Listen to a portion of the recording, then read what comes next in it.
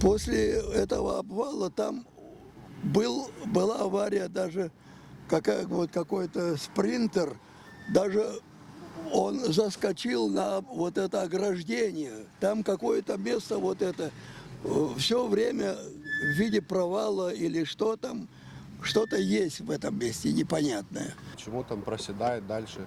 Там же внизу был какой-то железнодорожный туннель, и его засыпали, но мне кажется, перед туннелем где-то проседает что-то. Потому что когда едешь, есть такое ощущение, что есть усадка такая, асфальт такой, как яма. То есть если едешь там 80, да, то получается и снизу, когда поднимаешься, и когда сверху едешь вниз, то же самое. Есть провал дороги, что с одной стороны есть прыжок, автомобиль делает прыжок на этом месте, на Новой Латке, и что в противоположную сторону, когда едешь, асфальт просел. Вот, поэтому что там будет дальше, неизвестно.